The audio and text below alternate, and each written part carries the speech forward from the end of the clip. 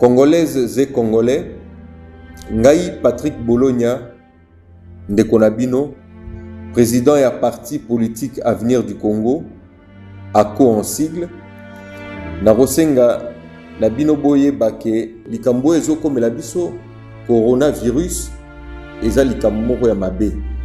Et comme Likara Awa na Congo te, et Bandaki na Mokili Mobimba, Lelo, toza na difficulté. Yangonde na sengi, ndenge zalaki avant tokende ba élection, na sengaki na ba Congolais banso tokende kosala enrôlement, et puis elekaki malamu. Pe bomonaki élection ekendaki esalamaki. Mais lelo, likambo ezo komela biso na kati ya mokili, na kati ya mboka na biso RDC, ezali likambo oyo ezali très grave. To sala nyoso, to se protéger. Pour se protéger, ils ont des mesures d'hygiène. OMS est en place pour nous protéger. Baninga na yo moko peut se protéger.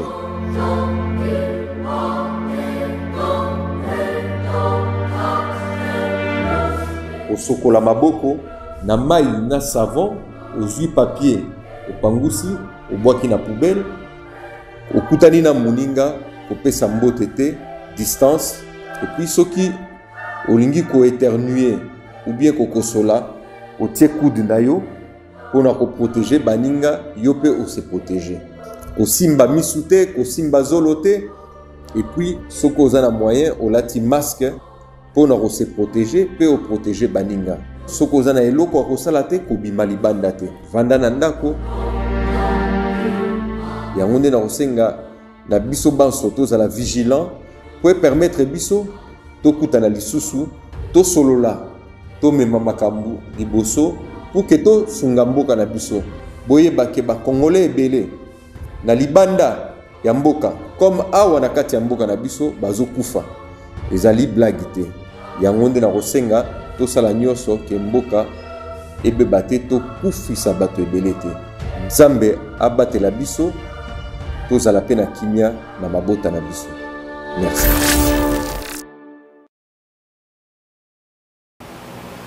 Bonjour, welcome CV. Nous sommes ici en direct à la télévision en Angleterre. Que Dieu vous bénisse. Lelo eza journée moko ya estengo. Alors, comme d'habitude, avant tout banda programme nabiso, tout la vidéo moko alesima la rozonga nabino after this video. Thank you very much.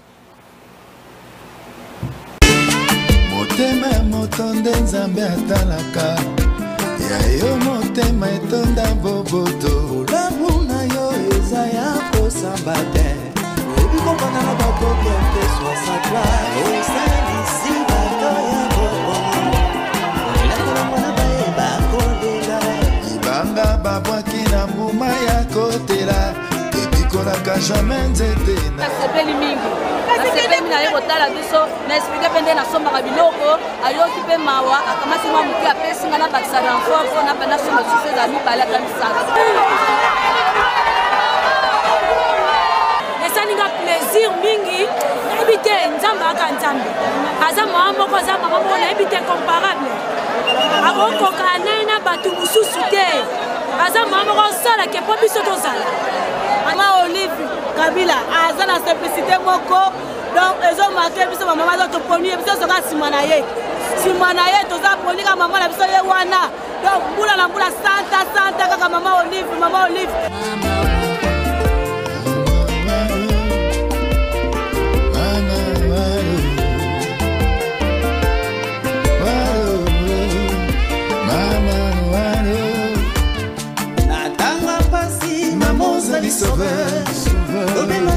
Maman ya baka difficile yango toto mbeli yo inane de plus Nzamba bakisela yo sagesse intelligence. Maman, merci na yo na msolo zo sala tozo dik sa famille ebele na tomate na zanga moko te toza ba mama ebele tozo baka ça fait déjà au moins 4 ans te ka tomate. Félicitations à elle.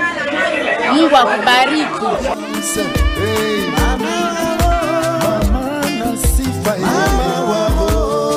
La biso to sepe na mopo eza na kanje moko ya kitoko.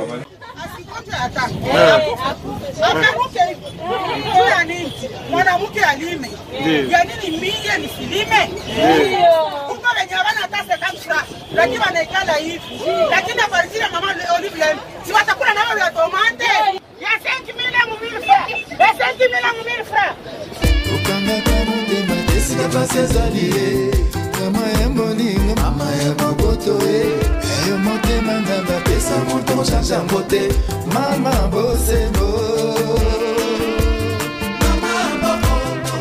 mama waro mama bosembo ukanga kamunde matesi kapase zalie kama emboningo mama ya maboto eyo motema ngamba pesa moto chacha mbote mama bosembo ukanga kamunde matesi kapase zalie kama emboningo mama ya maboto eyo motema ngamba pesa moto chacha mbote mama bosembo mama waro mama bosembo mama waro tolobaka ete il faut tout ça la lutte contre la famine. Kasi lutte contre famine nango tokosala ngo kaka na maloba na télévision. Ngai na landa na nga logique pe idéologie ya mobali na ngai papa biso Joseph Kabange Kabila. Logique na ye ezali koloba muke kosala ebele. Welcome back sur Welcome TV. Nous sommes de retour. Bomoni image ya maman Nabiso Olive Lembe Kabila. Image ozo cartonné mikolo. Donc biso mo tomoni ndenge batu bazako réclamer batu bazo sepela. Bande mususu ça ba on le voit jalousie on a évité et ça là moi pas c'est ce qui vraiment yo vena moto nzamba akela yo na elingi na ye ozala motema mabe. Sokozomo na mama azosala ba makambo bongo kolobaloba makambo mabe mais wana vraiment baza ba jaloux ezala ndeko moko pona chaki yango déjà na Facebook image wana batali yango pema ya trop eza penda merci pena pona bino na lingaki na pesa message na sens que mutu soki balinga ye na bato ataku to che na o bakal donc au mona pena que non yo zo sala musala diable na bandela pona bonne compréhension.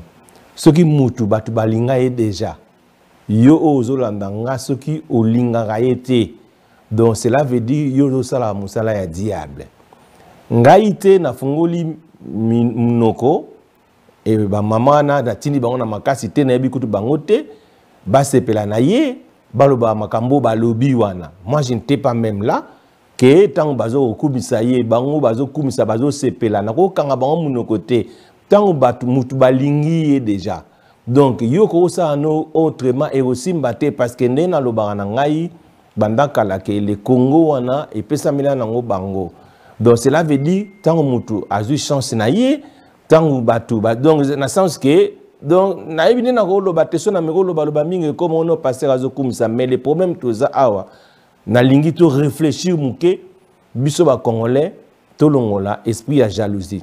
Le Congo appartient à Joseph. Eza bongo. Sikoyo ndenge za awa na 2023. Et comme on a calamité déjà yango to le cas comme na 2020 donc calamité donc boye baka yango na 2023 élection et salama. Bolokola élection et salama. Problème nanga eza boye.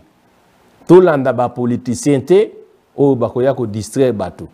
Les problèmes est que mutu a na présidence et ça mutu aroya acha ba moyen en jeu pour sauver le peuple congolais. Congo est en mbongo. Les problèmes est na biso ba congolais ba tout ce que tuni kaka congolais nyo surtout oh non o ba sala na gouvernement wana oh non tozana mbongo te mais mbongo ekindaka na ba push ya bato. Tozomona ndenge président Félix Saye a instauré un système ya état de droit. Tout le monde a n'engagé batu. Bazoza la que non, basambisu mutu mongo boya ce qu'il faut dire 100 millions. Tout le monde a monango pour biso de bana oyebate. Ndeko mongo talobi atikala ko yebate ke ba faut da 200 millions zala. Tout le monde ango. Donc cela veut dire état de droit na ndenge koti et continuer ndenge wana. Mais le problème est ça ndenge na zolinga to na faire comprendre les bateaux. Kozala na esprit ya kokaba ezaka don kokaba o to mona kokaba eza don komona ndenge maman Olive ninga osala musala wana eza don, ce n'est pas donné à n'importe qui. Yo so ba pesi yo pe ke okomi na bozwi lokola ye o kabate o sala ndenge ya sala rate lem susu de komanga ba kote azo pesa bino ba miete likamba miete za wana te likambo ezali ndenge nazo expliquer bino tout oyo kaka tozana besoin ya élection. Ce qui présent Félix a rezongisa bokonzi place azo akité, donc maman Olive a reposé candidature et bino mo bomona ndenge nini a battre bateau tout ba kozala wana. Donc nazolo ba po boyeba ngo déjà libela. Bozala na bino na idée te ko glissement au salama pété na 2023 élection au salama. Ce qui président Félix nazolo ba so qui mène en réalité ezala ngo ndengwana. Na lingi na ngo lobaka mo avant me boyebi pour ça na ngai boyebi souci na ngai boyebi ke ndenge ezala ngo na pouvoir ezala ngo ya biso. Donc biso to kozongela pouvoir na biso. Donc nazolingaka batu tout fungolaka bafungolaka nini même na fungolaka batu mémoire malembe bo comprendre ke makambango ekozonga nango na maboko na biso. Pour lelo na opesa exemple banda Congo banda président Kabila comment na pouvoir batu lelo tangu ya comment na pouvoir les gens oh babengi bato ba combattant banani to baka bongo balobaka nini, ce n'est pas lui qui dirige. Lorsque le président Kabila était au pouvoir balobaka yete muta dirigeaka o Kagame oh bofinga boloba ba n'importe quoi yete muta dirigeaka. Donc à sens que ezana batu mususu basalama pona kolobaka mabe na ebité bo yaza azaki président banda 2001 na 2018 mais bozo ni mate que ya dirigeaka bozo ba ke pouvoir ezaka na Rwanda aussi le tabino bozo ba pouvoir ezaka na Rwanda président na oaza siko président Félix akendanga na Rwanda solangane bien na bangbanda tout wana ils sont très bien en bon terme bino obi que pouvoir ezaka na Rwanda makamutu bo loba siko atiki pouvoir et pas président Félix. Président Félix a commis le pouvoir. Siko au lieu donc bondimaka batouté. Allez siko est commis au lieu de la siko président Kabila a dirigé comme le président Félix a dirigé. Ce n'est pas lui qui dirige. Mouton dirigé président Kabila. Alors on a vendu, na bandi ko réfléchir, na monde que ça peuple très compliqué dans le monde entier. Siko président Kabila a vendu na yena kingakati calme. Ah sala mama kamunae masolo nae parc moi sinae maman zo sala ba misala nae ya charitable ba ko fongolo sa ba hôpitaux par-ci par-là ko aider batu tout mais bino bozomo na ka mabe donc batu ba mona mabe ngai étant que pasteur nazo bisa bino bozane mitema mabe donc vous êtes en train de faire les œuvres diaboliques. Ce que vous avez pour nous mona, surtout mi bandeko moi basi mingi bazaka ba jalouse. Oza jalouse parce que yo na o yo zalango, tu ne peux même pas aider membre famille na yo dans bango te. Si ko tangu mutazo aider kutu membre famille na été, et tant que tozaka ba congolais azo aider congolais, bino bozo mona ngo mabe, bato ya mitema mabe, c'est pas tout le monde. Mais yango nazolo ba pona ko yeba ke la personne est aimée au Congo. En 2023, ce qui président Kabila a la pouvoir na été là qui n'est pas clair. Ce qui a la pouvoir na été parce que bato senga zonga na ota là on a information. Dans dernier moment na yoki bato lobby que non il faut zonga parce que ça a besoin de servir mboka parce que tout a servi na niveau mususu.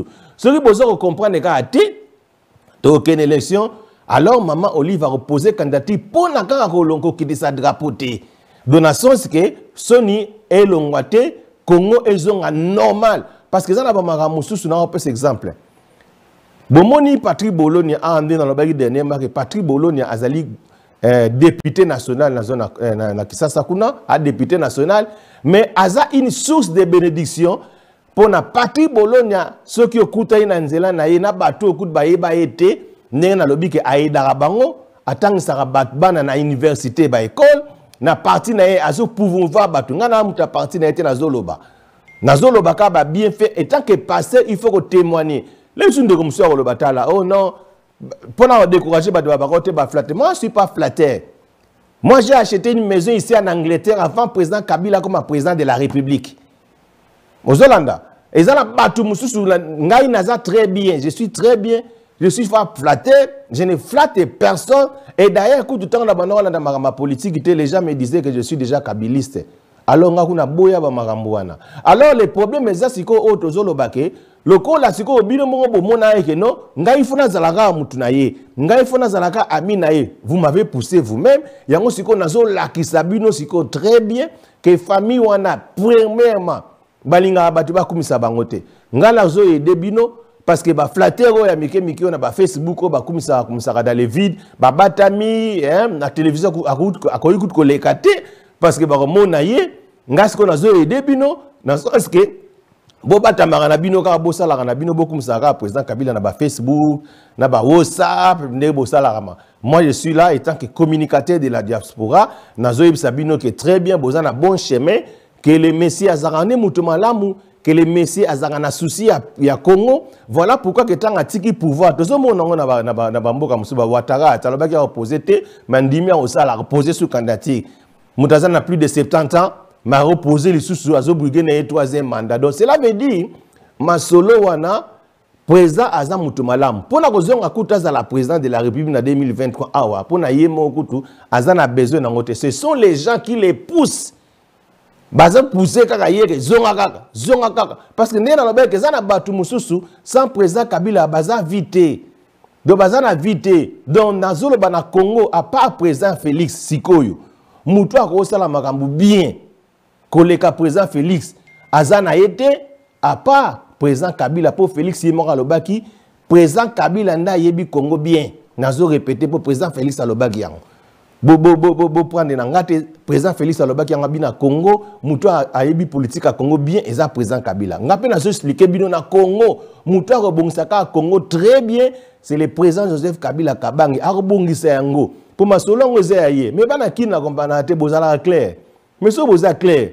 mais il fallait botika à président Kabila assis saka makambo ngoti loko a pas ses alliés yo kota yi pouvoir boye ki bolongola ki mobutu silisa yango tia bambongo na nje pour ça déjà na mbongo au lieu bino bo pousser boloka mutu mususu a roya na pesa exemple le cas de matin fallu il n'a rien na fingi na ngaete pour le commentaire zo finga il n'a rien il n'est pas riche il n'est pas millionnaire tant ya roya a luka banana ko bongisa donc babilo connaît ba wasting of time oyo que ezo zong sangamboka sima président tangazana motema malamu parce que nazo expliquer bino ma finga obo finga président Kabila de la même manière ma finga ngo comme non c'est pas Félix donc congolais nde mingi toza mitema mabe yango nazo linga na fungola kaka batu mémoire nazo pesa bino exemple moko je parle de na batu faut bozwa batu aza président de la République muto mukonzimo baza déjà motema malamu parce que ce bozo soit incoopérant a comme politicien ma comme ka coopérante ah bon ça n'est ka ba cop na kati ya gouvernement yango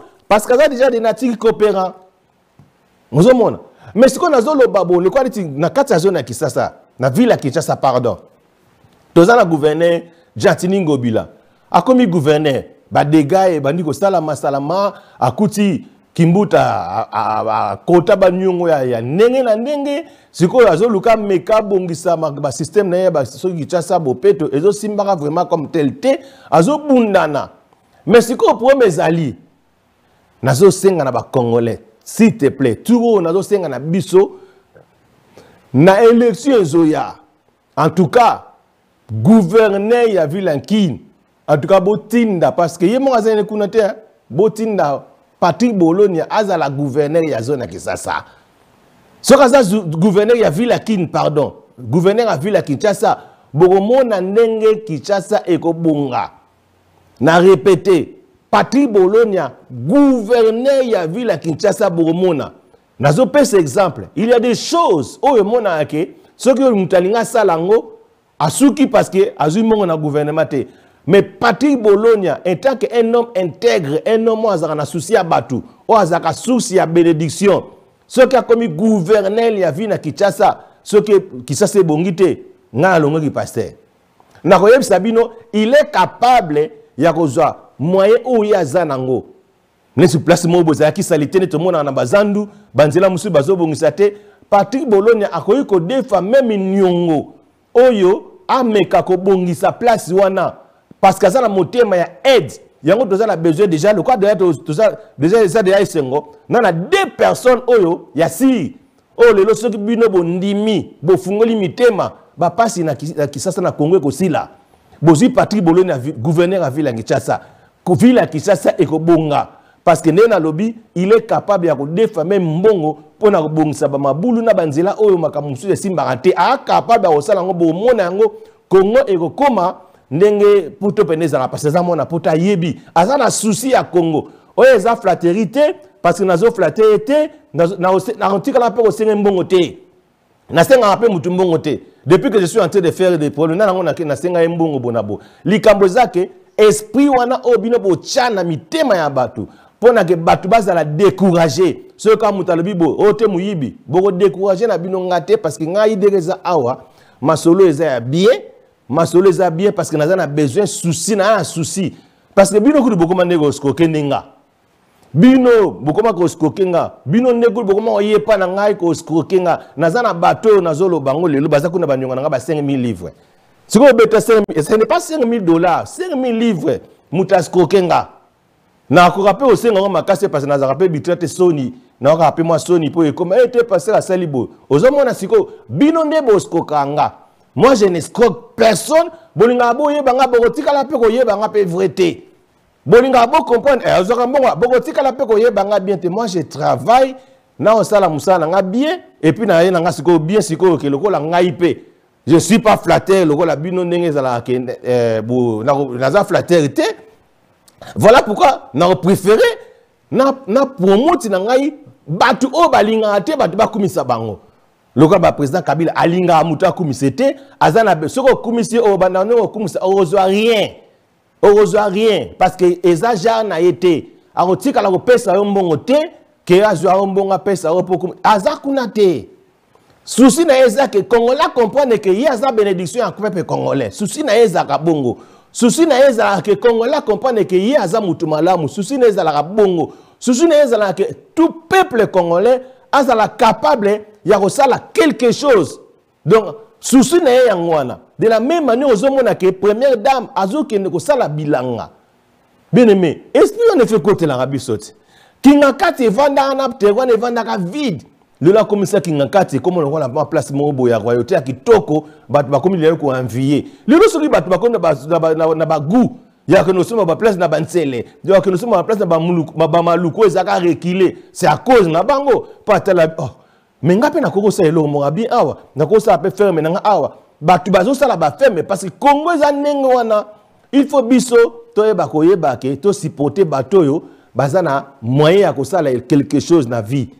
Na lobike, na kati na Congo, pour le moment, botika président Félix Sasala mandat na eti na 2023.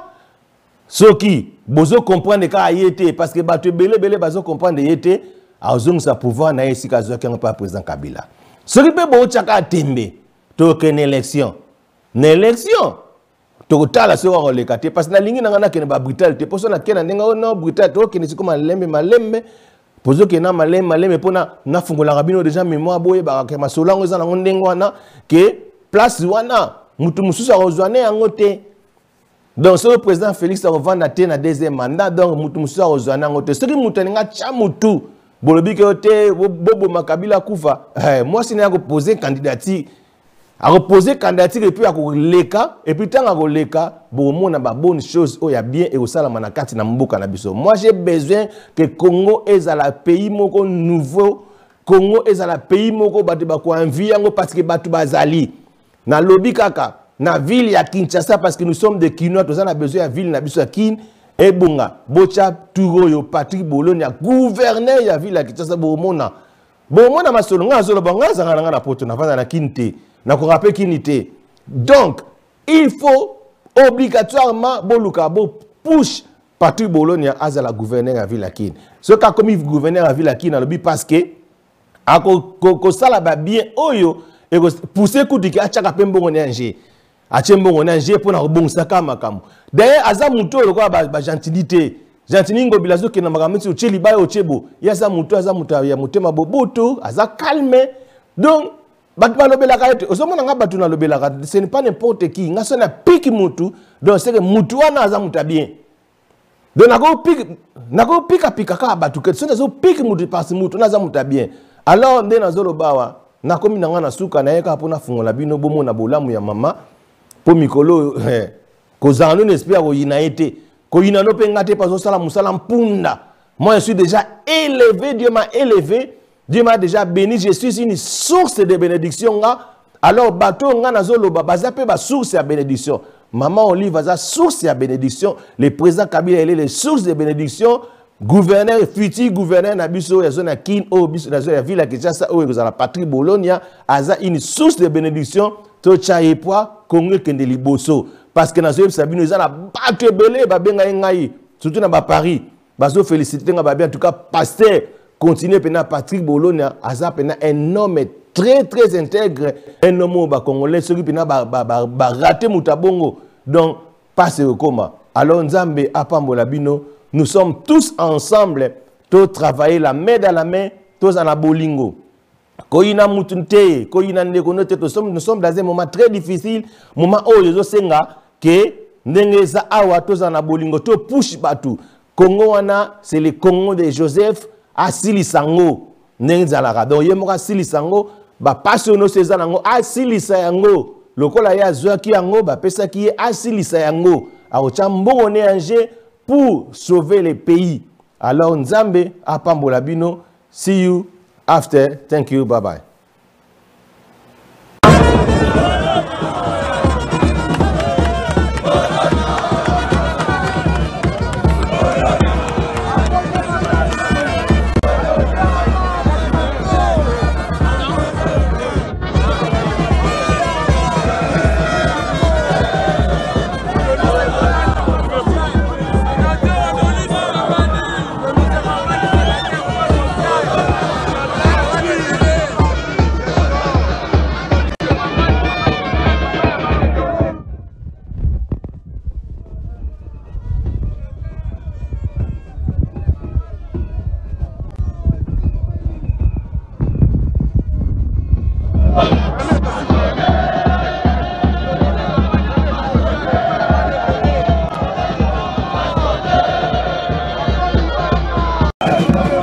Parmi les partis qui ont le mérite d'avoir efficacement mobilisé ce jeudi pour la marche en soutien aux institutions, l'on peut retrouver dans les premières lignes le parti Avenir du Congo cher à Patrick Bologna.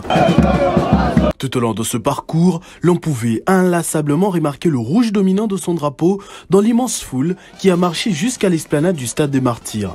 Retirée stratégiquement du premier lot pour se regrouper, la marée rouge de la Co a rejoint les autres marcheurs au niveau du stade 20 mai. L'on a eu droit, entre autres, à une entrée plus que spectaculaire de Patrick Bologna en moto. Les différents cadres, à l'image du sénateur Adonis Ngambani, disent non à la division de plus en plus évoquée ces derniers mois, perturbant ainsi l'harmonie nationale. Il y a division à travers le pays. Dolingi makamwana te, eza makambo esala makala, ezaki d'expérience à mabe, de koki ko répéter en mot lisusu.